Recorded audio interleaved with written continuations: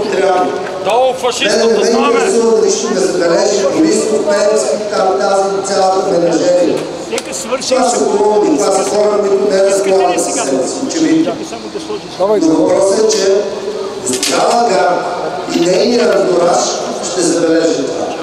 И вярвам, че ще влезе и в международния обмен. Нека се знае, че тук все още има хора с достоинство, хора, които са готови да се борят за правата си, вижданията си и са последователни в това. Благодаря ви. Писмото ще бъде разпратено във всички медии, който иска да знам.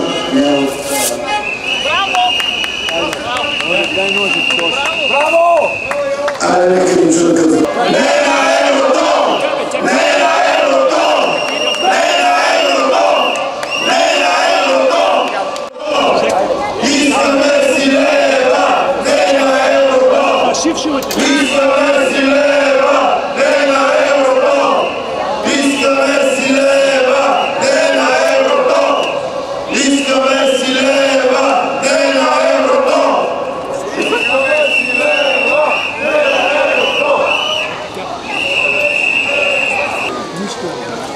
Огненото езеро ви чака изчадие на сатаната.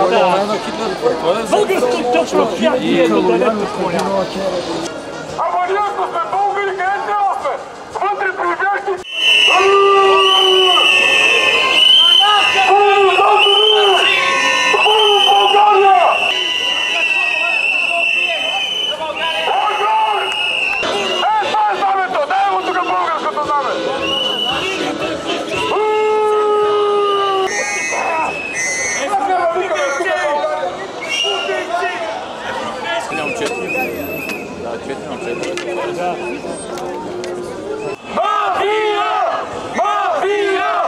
На населението намалява.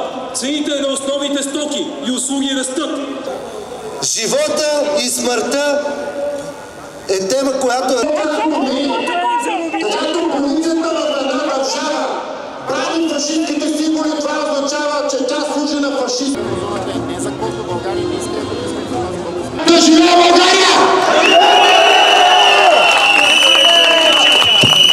Аз сега искам да попитам, никой ни няма да разпита. Само тази година сме изтеглили вече почти 19 милиарда лева дълг. До година ще има още. Знаете ли с колко задлъжнява българският народ?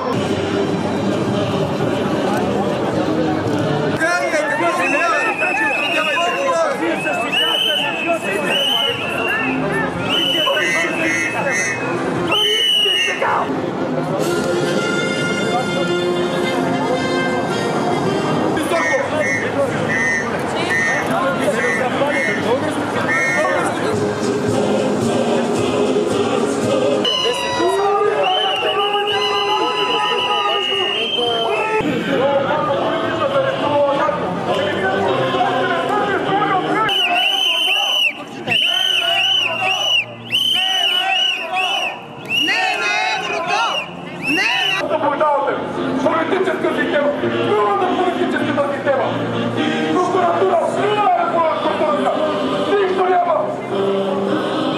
Да затвори съдната, ето ги полицайите, това го орган. Унази веки са копи, карал националния предател.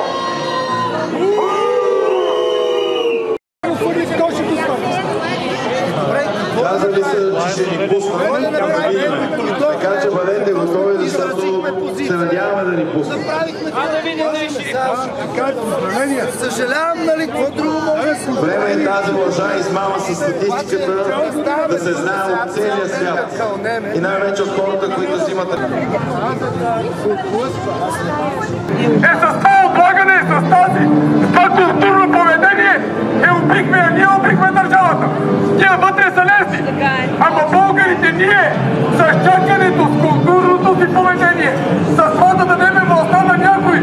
Абе властта вие трябва да упражнявате, бе, народе! Обикновено такива неща не се публикуват, за съжаление. Това е и причината България по този жалък начин, но в същото време и уверен, да се придвижва към един валутен съюз, който е пред разпад. Никой тук реално не направи смислен анализ, имам предвид от власт имащите, какво е състоянието на еврозоната, какво е бъдещето на еврото като валута, като фиатни пари. Никой не уведоми надлежно българския народ.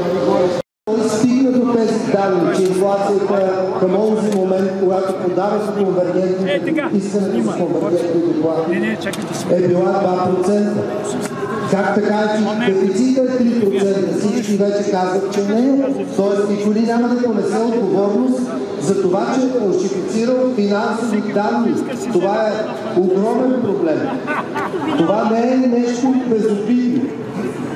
Това не е като да излъжеш, че жителите на едно село са 800 на 500-650. Тук говорим за мащабни измами. Ето, от основно горене на знаме.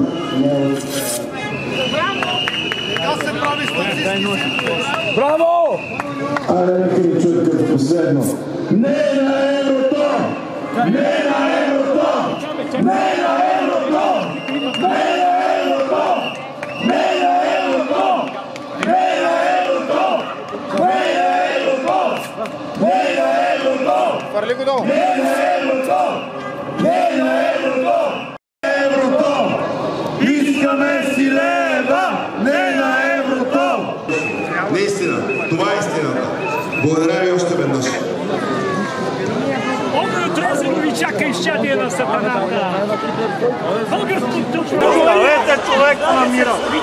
Лагон! Ехте то! Ехте то! Кой си ти? Излагане! България не е организаторите! Ами тук е место всеки луди тук са! Ей, идете! Имате против да се махне всичко на Креспайска дължа? В смисъл, вие защитавате пречита на не, питам ви сериозно. Защо правите това напрежение сега? Не бъдете! Разбираме, говорим спокойно в момента. Това не е знаме. Да, това не е знаме. Защо сигурно?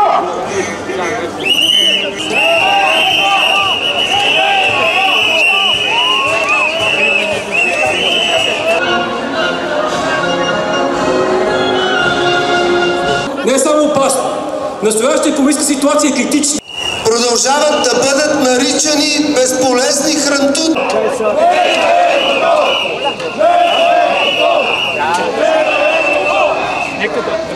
Не желаем ние и нашите родители и възрастни хора, които са изградили тази държава,